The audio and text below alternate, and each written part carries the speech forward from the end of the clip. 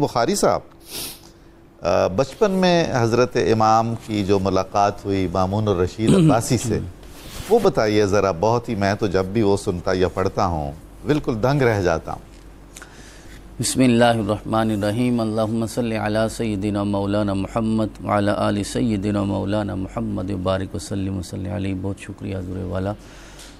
اسی بات سے جہاں حضرت قبلہ ڈاکٹر صاحب نے اختتام فرمایا کہ حضرت محی الدین ابن عربی رحمۃ اللہ علیہ نے بڑے خوبصورت الفاظ آپ کی خدمت میں پیش کیے کہ غواص بحر القدم کا معنی تو یہ ہوگا کہ آپ غوطہ خور ہیں اس سمندر میں جو اللہ کے ازلی علم کا ہے۔ سبحان اللہ۔ اور اس میں کوئی شک والی بات نہیں کہ اگر قرآن سمجھنا ہے تو اہل بیت کی بارگاہ میں حاضر ہونا ہوگا، اور اہل بیت کو سمجھنا ہے تو پھر قرآن میں جانا ہوگا۔ سبحان اللہ۔ یعنی صرف کوئی ایک آیت نہیں ہے کہ آپ آیت مودت کی بات کر لیں یا آیت اطعام کی بات کر لیں یا آیت تطہیر کی بات کر لیں، بلکہ الحمد سے لے کر والناس تک اہل بیت قرآن کا مستقل موضوع رہے ہمیشہ۔ تو قرآن پاک کی تفسیر یقیناً حضرت امام فخر الدین الرازی نے بڑی خوبصورت فرمائی ہے، جناب طبری نے، قرطبی نے، ابن کثیر نے، سیوطی نے، لیکن حضرت امام حسن علیہ السلام سے یا جناب امام حسین علیہ السلام سے، حضرت باقر العلوم سے زیادہ بہتر کون قرآن کو جانتا ہے؟ تو ان ہستیوں کو سمجھنے کے لیے ہمیں قرآن کا سہارا لینا ہوگا، اور قرآن کو سمجھنے کے لیے پھر ان ہستیوں کی بارگاہ میں جانا ہوگا۔ ایک چیز کو رکھیں گے دوسری کو چھوڑ دیں گے تو پھر ظاہری سی بات ہے دین تو مکمل نہیں ہوگا۔ محیط الفضل والکرم، یعنی اللہ رب العزت نے جتنا بھی فضل و کرم آپ کو عطا فرمایا ہے، آپ محیط ہیں، آپ گھیرے ہوئے ہیں اللہ تعالیٰ کے فضل و کرم کو، احاطہ کر رکھا ہے، احاطہ کر رہے ہیں۔ اور صرف 25 سال کی عمر، جس طرح قبلہ پیر صاحب دامت برکاتہم العالیہ نے ارشاد فرمایا، اتنی مختصر سی حیات پاک میں اللہ رب العزت نے آپ کو سارے کمالات عطا فرمائے۔ اب ایک بہت بڑا ادیب گزرا ہے، جو لوگ تاریخ ادب عربی جانتے ہیں، وہاں نام آیا جاحظ کا۔ جاحظ آپ کے بارے میں یہ عرض کرتا ہے کہ آپ ہوا زاہد عالم ناسک شجاع جواد طاہر تقی۔ اللہ رب العزت نے آپ کو عالم بھی بنایا ہے اور ساتھ زاہد بنایا ہے۔ حضور آج المیہ یہ ہے کہ عالم تو بہت ہیں لیکن عالم زاہد کوئی نہیں، زاہد عالم کوئی نہیں۔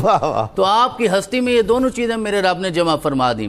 آپ عالم بھی ہیں، آپ زاہد بھی ہیں، آپ عابد بھی ہیں، اور آپ شجاع بھی ہیں۔ اللہ اکبر۔ یعنی جہاں ہمیں عابد نظر آتا ہے وہاں اس کا شجاع ہونا، بہادر ہونا آج ہمیں نظر نہیں آتا، کم ہے بہت یہ ساری چیزیں۔ لیکن جو مولا علی کا خون مبارک ہے وہ عابد بھی ہوگا، وہ زاہد بھی ہوگا، وہ عالم بھی ہوگا، وہ شجاع بھی ہوگا، اور وہ شجاع بھی کوئی عام شجاع نہیں ہے، وہ طاہر بھی ہے، وہ تقی بھی ہے، اور جواد بھی ہے۔ یعنی آپ کسی بھی لغت میں جو بھی اوصاف دیکھ سکتے ہیں، کسی کے کمالات دیکھ سکتے ہیں، اللہ رب العزت نے ان ہستیوں میں وہ سارے جمع فرما دیے۔ حضور والا، شجاعت اگرچہ بجائے خود ایک پازیٹیو لفظ ہے، لیکن ہمیں یہاں پھر کہہ دینا چاہیے احتیاطاً کہ شجاعت حسنہ، جی کیونکہ ایک شجاعت ایسی بھی ہے بالکل ٹھیک جس میں بربریت آ جاتی ہے اور آپ بہادر بنے پھرتے ہیں اور حق باطل آپ کے لیے گمان ہی نہیں رکھتا ہے۔ حضور والا، محمد کا معنی کیا ہے؟ اللہ یحمد حمدن بعد حمدن۔ رسول اکرم صلی اللہ علیہ وسلم کی مبارک ذات، آپ بھی محمد ہیں، آپ کا یہ فیض ہے، آپ بھی محمد ہیں، تو اللہ رب العزت نے ساری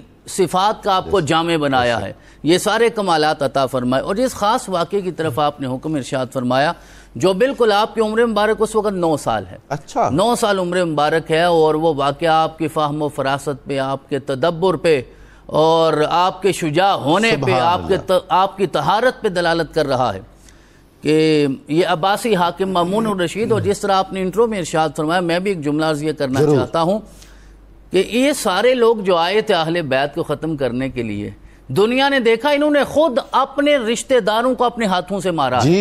یہ امین کس کے ہاتھوں سے مارا گیا ہے؟ بھائی کے ہاتھوں، اسی مامون کے ہاتھوں سے۔ وہ امین اس مامون کے ہاتھوں سے مامون نہیں رہ سکا، کیا بات، کیونکہ وہ اہل بیت کے دشمن تھے، انہوں نے رسول اللہ کے خاندان کو ختم کرنا تھا، یہ تو خود اپنے ہاتھوں سے ختم ہوئے۔ یزید نے جب کربلا میں حضرت امام حسین علیہ السلام سے لے کر علی اصغر تک کو قربان کیا ہے تو زمانے نے ظاہری طور پہ یہ سمجھا کہ یزید فتح یاب ہو گیا، لیکن یزید کا یا آل یزید کا اقتدار تو ختم ہو گیا۔ اگلے 70 سال تو بنو امیہ کی دوسری شاخ میں جو بنو مروان ہیں ان کے پاس رہا، ان کے پاس تو کچھ نہیں رہا۔ یہی بنو عباس کا حال ہوا، جب محبت کی ہے رسول اکرم کے قدموں میں، اہل بیت کے قدموں میں جو جھکا ہے میرے رب نے اسے بلندی عطا فرمائی ہے، وہی مامون رہا ہے حقیقی طور پہ۔ میں یہ پہلے بھی عرض کر چکا ہوں حضور والا، یہ سارے نام کے معتصم ہیں یا کوئی متوکل ہے یا واثق باللہ ہے، حقیقت میں تو یہ ہستیاں ہیں جو واثق باللہ بھی ہیں، متوکل بھی ہیں، میرے رب نے انہیں یہ شانیں عطا فرمائی ہیں۔ یہ تو نام نہاد تھے، یعنی نام اتنے اچھے رکھے ہیں لیکن کردار میں وہ چیز نظر نہیں آتی۔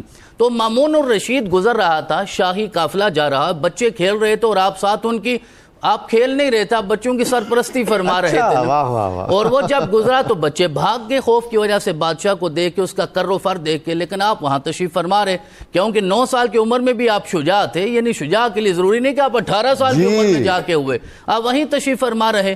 تو پھر اس نے سوال کیا کہ سارے بچے چلے گئے، آپ کیوں نہیں گئے؟ تو آپ نے ارشاد فرمایا کہ بادشاہ 3 چیزیں ہو سکتی ہیں، یا تو رستہ تنگ ہوتا تو میرے جانے سے وسیع ہوتا کہ آپ کی سواری گزر جاتی، تو رستہ تو پہلے ہی وسیع ہے تو میرے جانے کی کوئی ضرورت نہیں تھی، یا میں نے کوئی ایسا گناہ کیا ہوتا کہ مجھے آپ کا خوف ہوتا یا جرم ہوتا تو میں ہٹ جاتا، یا آپ کے بارے میں میرا کم از کم اتنا گمان ضرور ہے کہ تو بے گناہ کو سزا کوئی نہیں دے گا، اسے تنگ نہیں کرے گا۔ تو ان 3 چیزوں نے مجھے یہاں سے ہٹنے نہیں دیا۔ اسے حیرت ہوئی کہ 9 سال کا بچہ اتنے فہم و فراست سے بات کر رہا ہے، پھر آگے گزر گیا اور آگے شکار کے لیے وہ جا رہا تھا۔ جب شہر سے باہر نکلا تو اس نے اپنا باز بھیجا شکار کرنے کے لیے، اور وہ اپنی چونچ میں مچھلی لے کے آیا۔ اب میں اختصار کے ساتھ یہ بات عرض کروں، جب وہ واپس آیا اور بادشاہ نے اپنے ہاتھ میں اس مچھلی کو لیا اور اوپر کپڑے کے ساتھ اسے بند کر دیا تاکہ نظر نہ آئے، اور دیکھا کہ حضرت وہیں تشریف فرمائے جہاں پہلے تھے، اور بچے اب بھی کھیل رہے، بچے پھر بھاگ گئے، آپ وہیں تشریف فرما رہے۔